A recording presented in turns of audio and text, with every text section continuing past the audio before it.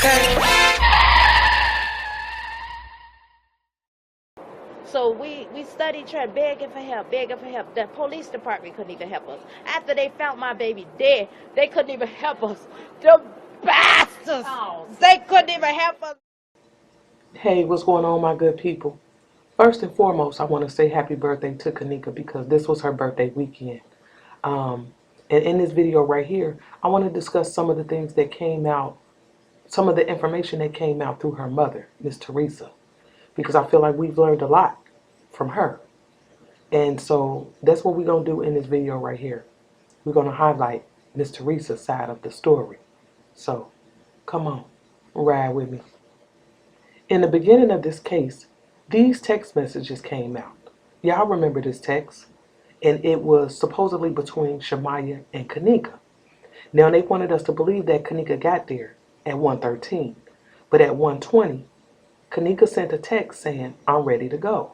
Now understand this, with this being UTC time, although it says 6:20, there's a 5-hour difference. Meaning this text came in at 1:20. And I was always confused about that because I'm like, well, if they didn't get there to 1:30, why is Kanika already ready to go? You understand what I'm saying? But then 38 minutes later, Shamaya responded and said, "Me too." And I said it looked like his thing little. Now understand this. First off, I wanted to know who was Shamaya talking about.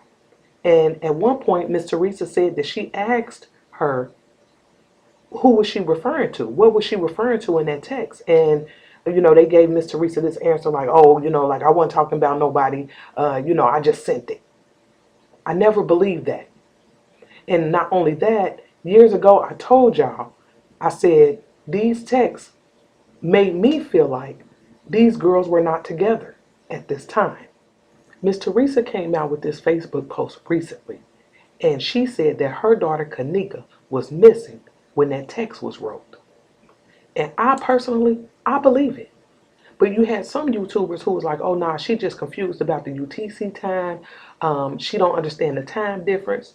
And that may be true, but only Miss Tereasa can clear that up, okay?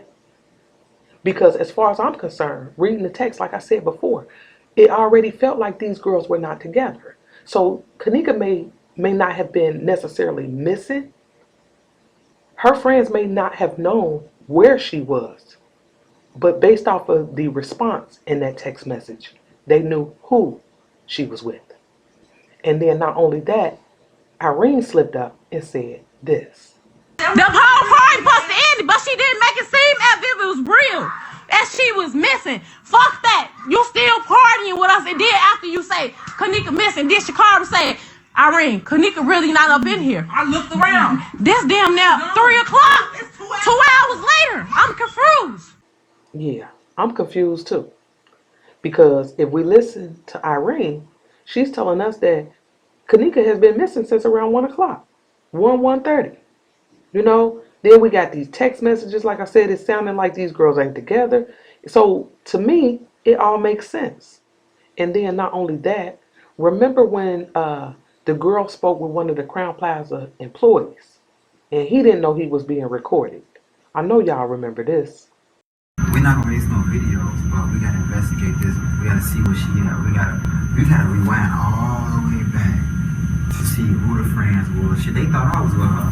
Hell no, I went with that girl. I went with her at all. So you were working that night? Oh, she yeah, died at 5:30. She died like around 1 or 12. Hell no, they had security with her walking at 3. In the morning? Yeah. But she died at 4. Yeah, this little exchange always bothered me because when that girl was asking him about Kanika, he said that she died about 1 o'clock. And even when this first came out and I did a video on it, I was confused by this because I'm like, how is that even possible? If we're not seeing her come into the hotel until 1:13. That part always confused me. And then don't forget, this is the same guy who told us that he knew someone that was at the party. Now here's where it gets a little tricky for me. Because if we go with the idea that Kanika was missing when that text was wrote, which was right before 2 o'clock, What about all these witness statements that we had where people said that they saw her after too? Remember, some people was like, yeah, we seen her drinking out of a cup. Then she was drinking out the bottle. Like, none of it sounded right to me. But how do you explain all these people saying that they saw her? There has to be an explanation for this. And I'm going to be honest with y'all. I'm starting to feel some kind of way about these witness statements because one of the things that I took note of is the fact that these witness statements, normally in crime investigations, the witness interviews are like taped or they have video footage of the statement. We didn't get any of that. All we got is what they wrote. That's it and that's all. And understand this. How easy would it be to manipulate the times in these statements? Because we didn't see them making these statements. There was no video footage of that. We didn't hear no tape recordings of these statements. We didn't hear exactly what came out their mouth. What we heard was Rosemont give us a summary of what was said. And they tell us in the statements that the words are not verbatim, meaning all you have is somebody summarizing what someone else has said. Ain't nothing else. So the question then became, when exactly did she go missing? And then not only that, what was going on before she went missing? Because, in the witness statements, we had her friend saying, all we heard was 2-something, around 2:30. Then it was like, we left her in the hallway, we left her downstairs. They were too confused about where she was left, which made me feel like they were lying, okay? And not only that, remember they kept telling us that at some point, Kanika bumped into the lamp and then laid down. I want y'all to pay attention to the girl in the background. Listen to this. Y'all be safe. Then They took her. Monisha took her off to being drunk. She was laying on me. She said, "Come on, you lose sleep around everybody." no, hey, Ron. Reason why I'm talking because the Monifa just delete the status. Yeah, y'all heard that girl in the background. She said that Kanika laid down on her. And at some point, Monifa was like, you lose sleep around everybody. Loose and sleep were the key words, okay? And when she retold the story, she made it sound as if at that very moment, Monifa was agitated with Kanika. That's why I think what she said goes along with this. You got some money for me? Check it out. Yeah. I'm not drunk. You don't have to enjoy yourself. I am enjoying myself. Yeah. Now, y'all all remember this clip, and you hear Kanika in the background like, I'm not drunk. And I thought to myself, like, because understand this, they wanted us to believe that Irene's live came first. Because her live was what, at like 1:30-ish? They wanted us to believe that it came first. And at that point, Kanika is already sounding sluggish.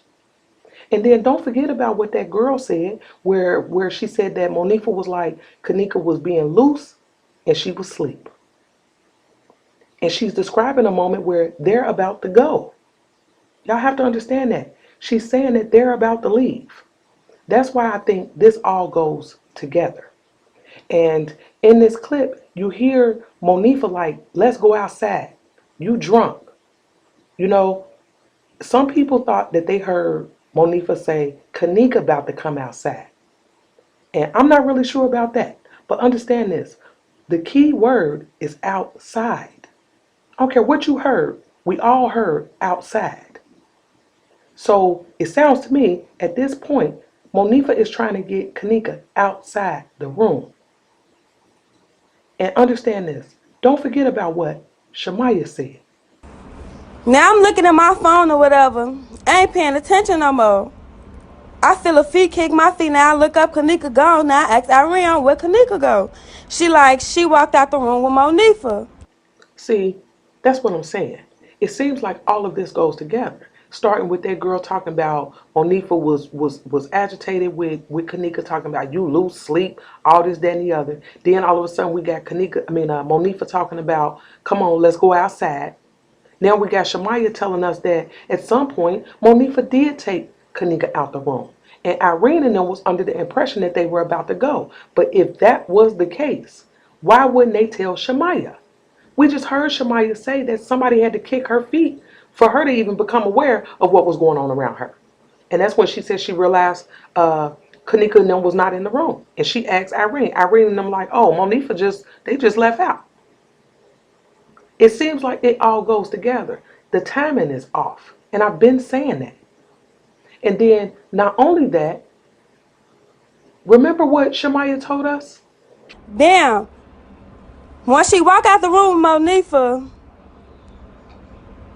I walk out there on what's wrong. She sitting on the ground or whatever. She got her legs up and she got her head between her legs. So I'm like, what's wrong too? What's wrong? She like, I'm just ready to go. I want to go home. My mom like, I'm ready to go. I'm like, what's wrong though? Like, what's the matter? I'm like, all right, we can leave. She like, well, my phone, I don't know what you do with your phone. She like, Irene got it. It's on the radio. Bam, I'm like, all right. But where my keys? I'm like, I don't know where your keys at. She like, Bri got my keys. So I'm like, how we finna go anyway? She like, I don't want to go back in the room. I'm just ready to go.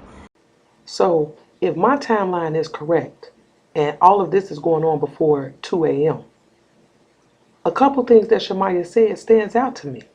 One being that at that moment, Kanika didn't have her phone or her keys. And like I said, I was under the impression that Irene thought that they were about to go.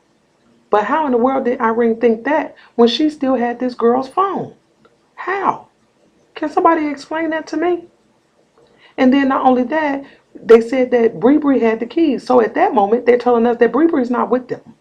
Now, I don't know where Bree was, but they're making it seem as she's not with them at that time. Okay? And then not only that, whatever was going on with Kanika, Shamaya told us that she did not want to go back into that room for whatever reason. She didn't want to go back in there. And guess what? I don't think she did. Now, I'm going to be honest with y'all. To me, the most important thing Shamaya said was the fact that when she went out there, now we don't know how much time passed because these girls got us thinking that all of these events happened within minutes of each other. And I don't think that's the truth. But Shamaya said that when she went out there, she didn't say where, but she said when she went out there, Kanika was sitting on the ground. The ground. And it makes sense to me. If we hearing Monifa like, let's go outside, that makes sense. That she's out there sitting on the ground. And not only that, she's sitting with her head between her legs. I'm going to show y'all why that's important to me. Because understand this. Irene, based off of what Irene said, 2 hours had went past. So as far as I'm concerned, from the time Monifa took Kanika out that room up until the point where they realized like, oh, Kanika really not in here. 2 hours was missing. So then you have to ask yourself, what happened within those 2 hours? Let me show y'all what I think happened. Now, I know some of y'all don't believe this footage right here, but I'm one who believes it. And this was that struggle, that fight that we seen at the end of the hallway.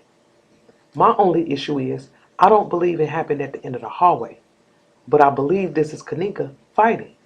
And what we noticed in this from the very beginning, a lot of us saw what we saw.